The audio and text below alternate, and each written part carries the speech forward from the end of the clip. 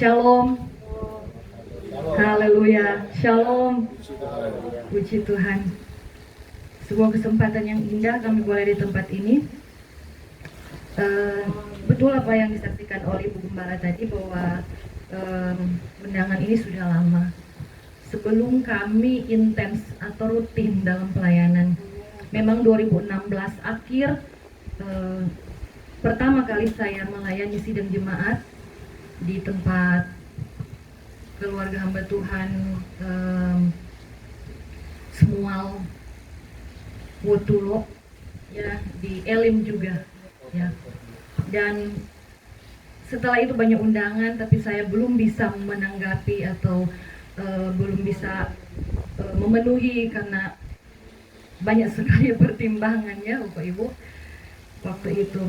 Tetapi beberapa hari yang lalu Ibu Gembala mengingatkan, kemudian saya berpikir oke, karena semua jadwal itu saya urutkan sesuai dengan undangan yang masuk, jadi sudah masuk di tiap-tiap bulan. Jadi seperti yang Eda bilang, memang akan di tahun depan. Suatu malam saya dan suami bercakap-cakap tentang firman Tuhan, dan Tuhan taruh satu remah buat saya, sebuah kebenaran firman Tuhan yang akan saya bagikan pada kesempatan ini. Sebenarnya tidak ada niat kami atau ada rencana untuk pelayanan di tengah minggu, karena kami lebih cenderung kalau tengah minggu itu berjemaat, beribadah, tidak melayani. Dan juga di minggu pertama kami tidak menanggapi pelayanan karena kami mau untuk sebagai jemaat kami mau belajar juga ya, sebagai jemaat dalam kejemaatan. Nah, Tuhan taruh rema ini di hati saya. Kemudian saya berpikir, Tuhan, kenapa rema ini datang? Padahal khotbah ini lebih cocok untuk Paskah, ya, untuk Jumat Agung maksudnya ya. Dan saya langsung menanggapi Ibu Gembala, saya bilang, Bu Gembala gimana kalau hari Jumat? Saya kalau sesuatu yang Tuhan taruh kemudian saya simpan, saya rasa terbeban sekali. Kapan lagi saya mau bicara tentang ini? Karena nanti beda lagi pasti. Kalau Tuhan sudah taruh, itu akan menjadi sebuah beban yang akan menyiksa sebenarnya kalau tidak dibagikan. Karena sudah memberkati saya, perlu untuk dibagikan. Kesempatan pada pagi ini saya akan bicara tentang firman Tuhan dengan judul atau saya beri tema mati di sebelah kanan Yesus. Mati di sebelah kanan Yesus. Bapak Ibu Saudara kekasih dalam Tuhan Yesus Kristus, ada seorang yang mati di sebelah kanan Yesus waktu Tuhan Yesus mati di kayu salib. Sebenarnya ada dua orang, dan mereka adalah penjahat besar, penyamun. Dan kalau mereka disalib, itu ada sebuah kesalahan yang besar yang mereka lakukan, sehingga mereka mendapat ganjaran yang setimpal. Nah, kita akan sama-sama belajar dalam Lukas 23 ayat 33 sampai ayat 43. Tetapi saya akan melompat untuk mengingat waktu. Kita baca sama-sama mulai ayat 33. Lukas 23 ayat 33. Kalau biasa berdiri, kita berdiri dalam hitungan yang ketiga. Di dalam judul perikop ini, Yesus disalibkan. 23, Injil Lukas 23. Ketika mereka sampai di tempat yang bernama Tengkorak, mereka menyalibkan Yesus di situ dan juga kedua orang penjahat itu, yang seorang di sebelah kanannya dan yang lain di sebelah kirinya. Ayat 39. Seorang dari penjahat yang digantung itu menghujat dia, katanya, "Bukankah engkau adalah Kristus? Selamatkanlah dirimu dan kami." Ayat 40. Tetapi yang seorang menegur dia, katanya, tidakkah engkau takut juga tidakkah kepada Allah, sedang engkau menerima hukuman yang sama? 41, kita memang selayaknya dihukum, sebab kita menerima balasan yang setimpal dengan perbuatan kita, tetapi orang ini tidak berbuat sesuatu yang salah. 42, lalu ia berkata, Yesus, ingatlah akan aku apabila engkau datang sebagai Raja. Ayat 43, kata Yesus kepadanya, aku berkata kepadamu, sesungguhnya hari ini juga engkau akan bersama-sama dengan aku di dalam Firdaus. Silakan duduk. Kisah penjahat ini dicatat dalam 4 Injil, Matius, Markus, Lukas, dan Yohanes. Tetapi hanya Yohanes yang menceritakan detail. Bahkan kalau kita lihat dalam Matius dan Markus, justru dikisahkan bahwa penyamun-penyamun ini mencela Yesus bersama-sama dengan orang-orang yang lain. Tetapi puji Tuhan, Lukas boleh melihat dalam sisi yang lebih baik, lebih detail. Ya, memang penulisan itu kadangkala ada yang semacam tidak sama ya kalau kita bisa pelajari. Tetapi kalau kita kembali mendalami firman Tuhan, setiap apa yang dicatat dalam firman Tuhan itu ada sesuatu rahasia buat saya dan saudara. Walaupun itu ternyata berbeda. Kita pun akan mengerti ketika kita melihat suatu kejadian, titik pandang atau fokus kita untuk menceritakan kepada orang lain pasti akan berbeda. Sesuai dengan latar belakang, sesuai dengan kebiasaan kita, adat kita, atau hal-hal lain.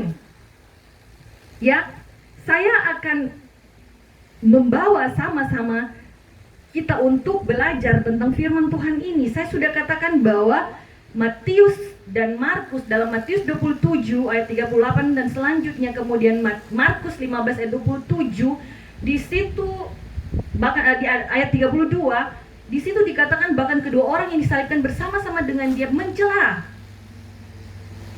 Dan Yohanes hanya menyinggung saja bahwa Tuhan Yesus itu disalib di antara dua orang. Di dalam Yohanes 19 ayat 18, di tengah-tengah. Bapak Ibu Saudara kekasih dalam Tuhan Yesus Kristus, pada zaman itu hukuman salib adalah salah satu jenis hukuman yang paling brutal dan memalukan. Mereka ditelanjangi, dan itu adalah proses kematian yang lama. Ketika seseorang itu memberontak, karena Yesus dikenakan hukuman karena dituduhkan pemberontakan, menyatakan diri sebagai raja, memberontak kepada pemerintahan. Nah, salib ini begitu memberikan gambaran bahwa orang yang disalib itu melakukan sebuah kejahatan atau banyak kejahatan yang pantas dia disalib. Tentu kejahatan yang besar. Nah, orang ini atau kedua orang ini melakukan hal yang sama. Mereka penyamun. Dan penyamun pada saat itu bukan hanya sekedar merampas, bersembunyi dan merampas orang-orang yang lewat, tetapi kadang juga mereka membunuh. Nah, Bapak Ibu Saudaraku, pada abad yang keempat, penyamun yang tidak bertobat itu ternyata mereka mengenalnya dengan nama Gestas. Yang pertama kali muncul dalam Injil Nikodemus dan dalam kepercayaan orang Katolik. Maka mereka menyatakan bahwa kalau orang yang benar seperti penyamun yang bertobat yang ternyata bernama Dismas, itu mereka menyebut dengan Santo Dismas. Orang Kristen, Protestan tidak banyak bicara tentang hal ini. Tetapi mari kita kemudian melihat bahwa sejarah atau tradisi percaya bahwa Gestas itu disalib di sebelah kiri Yesus dan Dismas di sebelah kanan. Yang bertobat Dismas pada hari-hari terakhir, detik-detik terakhir menjelang ajalnya. Bapak Ibu Saudara kekasih dalam Tuhan Yesus Kristus,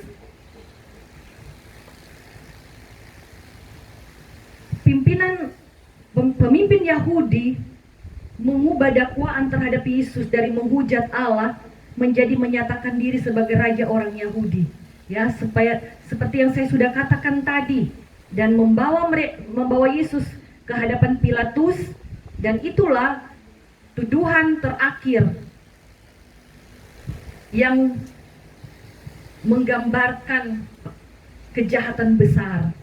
Karena hanya kejahatan besar, sekali lagi kejahatan besar yang mendapat ganjaran disalib. Mari kita kemudian belajar tentang apa yang saya beri tema tadi, mati di sebelah kanan Yesus. Tentu kita akan bicara tentang penyamun yang bernama Dismas. Memang tidak dicatat dalam Alkitab namanya, tetapi orang tersebut yang di kanan Yesus. Pelajaran pertama, kalau kita sudah baca tadi, ada hal pertama yang akan kita lihat, bahwa ternyata Dismas sudah mendengar tentang Yesus. Mendengar tentang Yesus. Walaupun jarang, tetapi dengan apa yang dia dialogkan itu, saya yakin dia sudah mendengar tentang Yesus. Amin. Amin. Dan yang kedua, ketika kita melihat firman Tuhan katakan pendengaran itu menimbulkan iman. Dan saya pun yakin ada iman dari penyamun yang bertobat ini. Yang timbul, ada kepercayaan sehingga dia bilang, ingat kalau engkau datang sebagai raja. Ada pengharapan di situ. Jadi pertama dia mendengar, kemudian dia punya iman. Dan yang ketiga, ternyata tidak harus, tidak hanya sampai di situ. Dia itu perlu untuk bertemu dengan Yesus. Sehingga pertemuannya boleh menghasilkan sesuatu kesempatan yang luar biasa. Dan Dismas, kalau kita pelajari, hal yang keempat, dia pandai menggunakan kesempatan untuk mengambil berkat keselamatan dari Tuhan Yesus. Dan tidak berlambatan saat itu juga. Haleluya, puji Tuhan, haleluya. Apalagi kita semua, Bapak Ibu yang ada di tempat ini. Dia yang hidup dalam kejahatannya, mendengarkan tentang firman Tuhan. Apalagi orang percaya yang ada sudah sejak lahir mendengarkan tentang Tuhan. Mari kita belajar dari kehidupan Dismas. Kita sudah banyak mendengarkan firman Tuhan. Mari kita perkuat iman percaya kita. Amin. Haleluya. Puji Tuhan. Kemudian apa Bapak Ibu? Kita harus banyak bertemu dengan Tuhan. Karena setiap pertemuan kita dengan Tuhan, ada kesempatan untuk kita menikmati berkat-berkat Tuhan yang luar biasa seperti pada saat ini. Haleluya. Dalam ibadah-ibadah kita, dalam doa-doa kita, bahkan setiap dalam pergumulan saya dan saudara, pengalaman hidup masing-masing kita. Kalau kita boleh ada di tempat ini dalam keadaan yang baik, ada kesempatan kita bertemu dengan Tuhan dalam ibadah ini. Mari kita pastikan kita mendapatkan berkat ilahi dari Tuhan. Haleluya. Puji Tuhan. Dismas menggunakan kesempatan ini. Karena mungkin kesibukannya dalam kejahatannya, dia tidak bertemu dengan Tuhan. Tetapi tidak ada perkara yang kebetulan. Kalau ada setiap kesempatan engkau bertemu dengan Tuhan, pastikan ada berkat yang engkau terima. Amin. Jangan jadi rutinitas saja ibadahmu. Haleluya, puji Tuhan.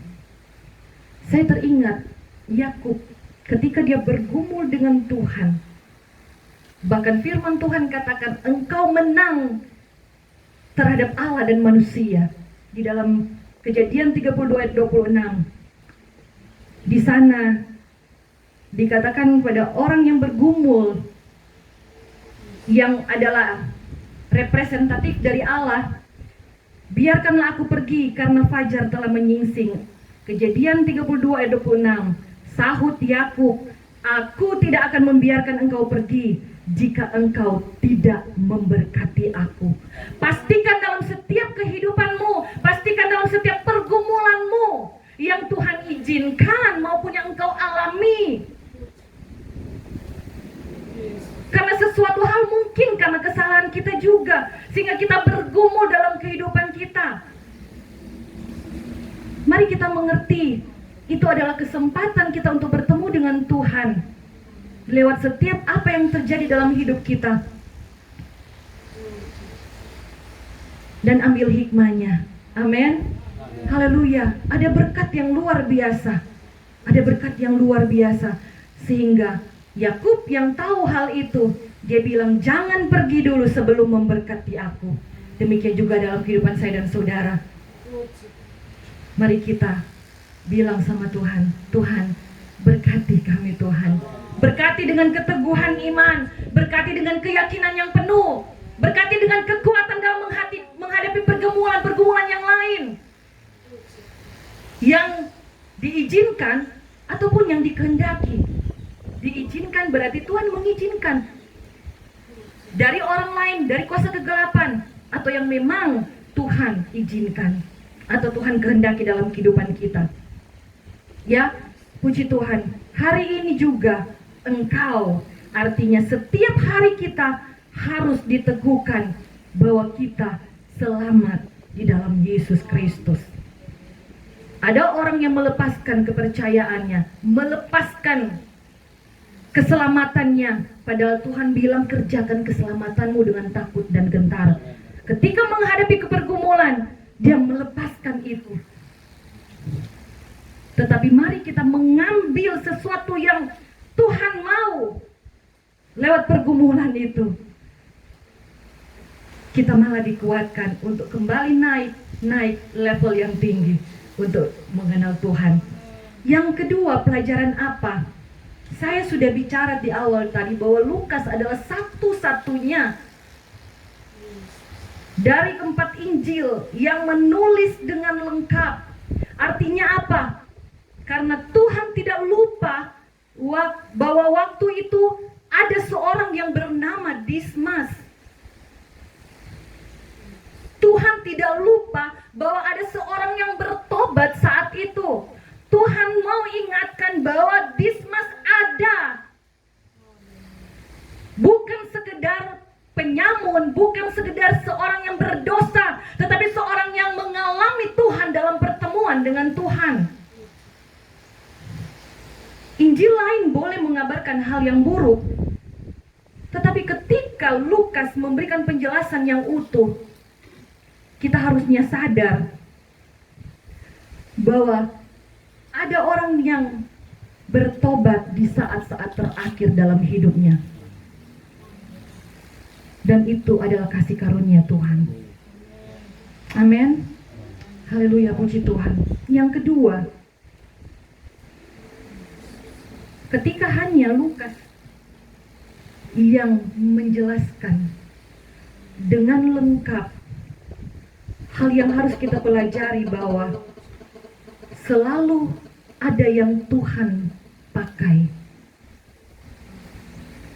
Ada sebuah tanggung jawab khusus yang ternyata walaupun murid-murid yang hari-hari dengan Tuhan, tapi mereka tidak melihat, tidak peka.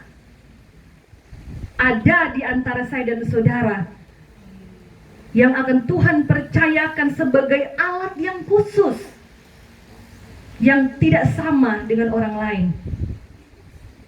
Sama-sama anak Tuhan, tetapi ada yang Tuhan percayakan secara istimewa bagi saya dan saudara. Amin. Haleluya, puji Tuhan. Kepercayaan kepada Lukas mengingatkan orang lain bahwa ada kesempatan bagi mereka untuk selamat.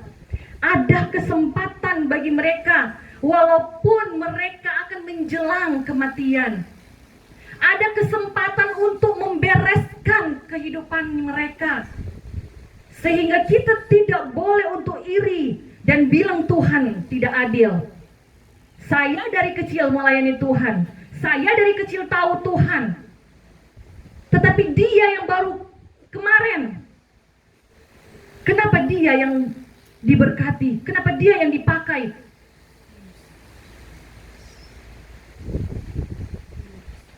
Itu adalah kasih karunia Tuhan. Amin. Itu otoritas Tuhan. Dan perlu dicatat oleh Lukas. Karena sekali lagi tidak dicatat oleh Injil-Injil yang lain. Bahkan Yohanes yang disebut sebagai murid yang dikasihi Yesus. Dari apa yang terjadi ini, mari kita melihat bahwa sesuatu dalam kehidupan saya dan saudara,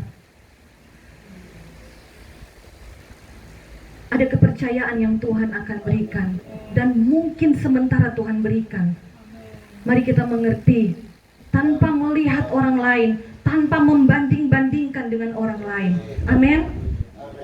Dan kalau Lukas dipakai, dia ingin menyatakan bahwa kasih karunia Tuhan tidak terbatas. Engkau mungkin punya saudara, engkau punya kenalan yang penuh dengan kejahatan. Atau orang tuamu, adik kakakmu, anakmu yang nanti mau datang kepada Tuhan pada saat sakit. Ingat, engkau punya tanggung jawab mendoakan mereka. Karena selama dia masih hidup dan bernafas, selama itu kasih karunia Tuhan berlaku dalam hidupnya. Amin. Mungkin ada di antara kita yang Tuhan akan percayakan menjadi pendoa bagi orang-orang yang menjelang detik-detik ajalnya. Jangan pernah berputus asa. Bangkitkan iman percaya mereka bahwa kalau dia bertemu Tuhan, Tuhan tidak melihat berapa lama engkau mengikuti dia.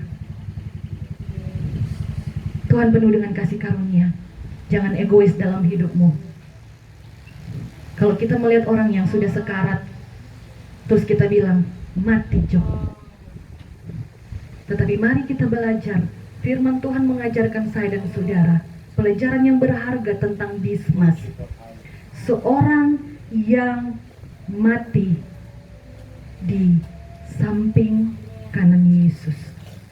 Sebuah pengalaman yang tidak semua orang bisa merasakan. Di samping kanan Yesus dia mati pada Jumat Agung, luar biasa. Amin.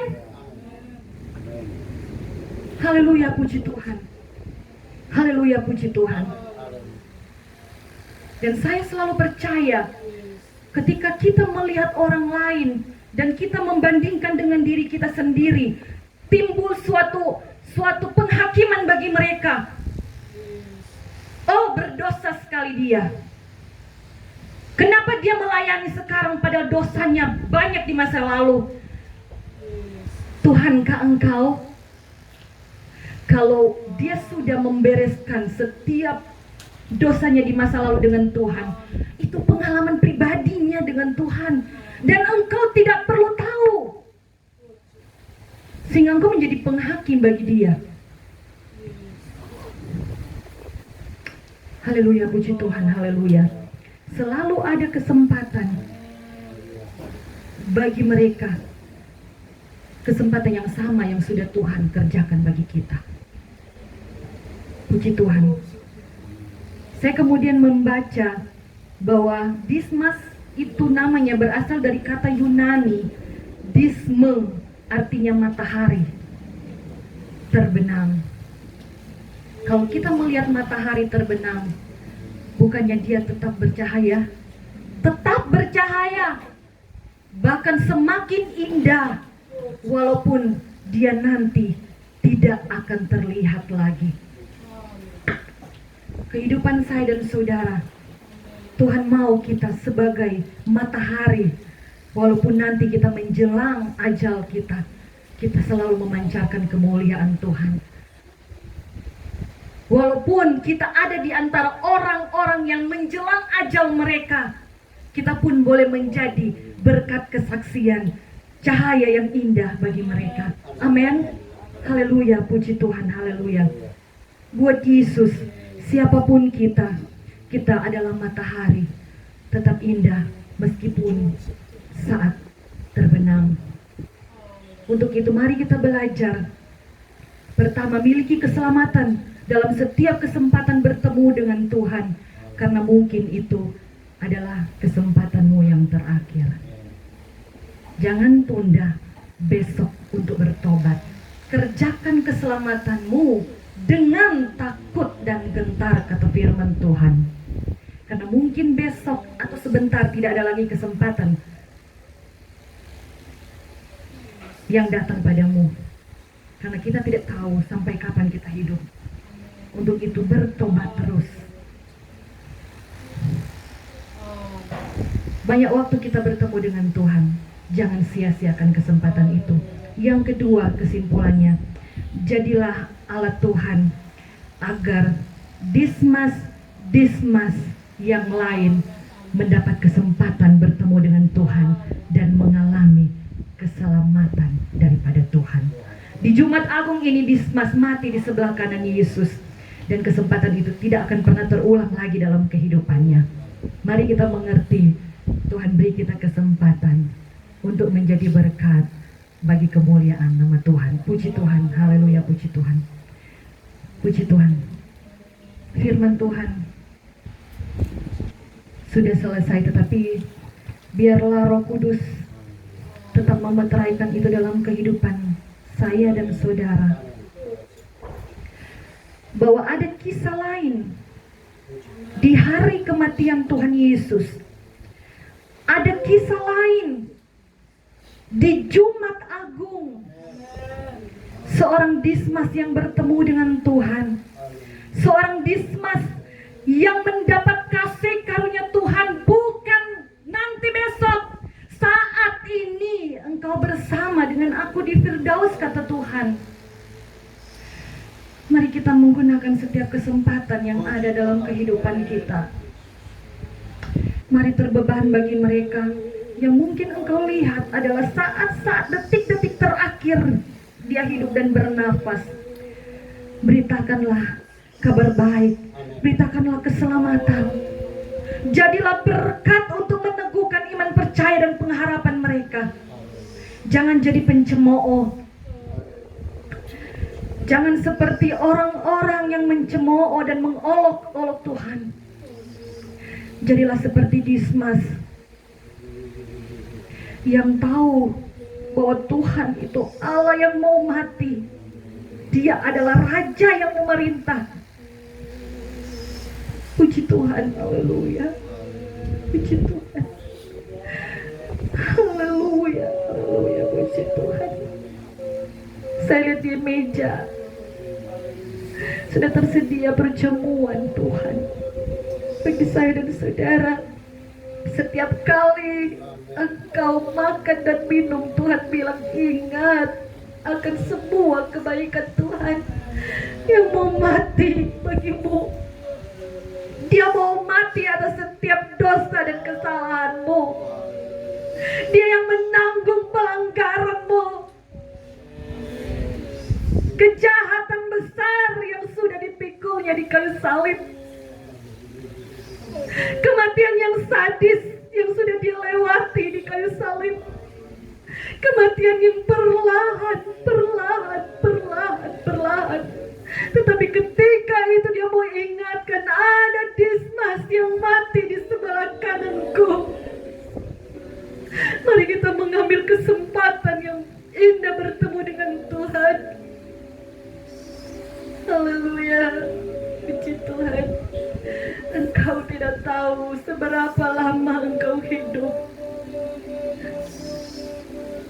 Mari setiap engkau bertemu dengan Tuhan,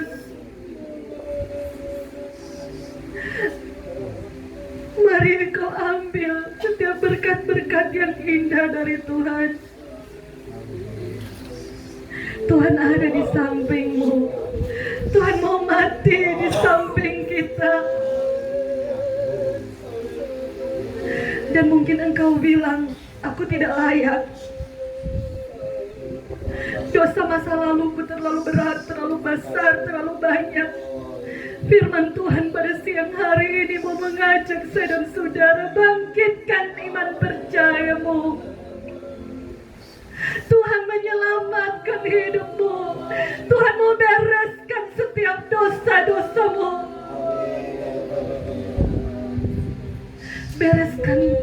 Bereskan dengan Tuhan. Ini kesempatan yang indah. Sambil kita berkomitmen dengan Tuhan, kalau kami diselamatkan, kami juga mau orang lain diselamatkan Tuhan. Haleluya, puji Tuhan. Haleluya, puji Tuhan. Saya akan mengembalikan mimbar ini kepada Bapak Gembala. Kita akan melakukan satu kor. Haleluya, puji Tuhan.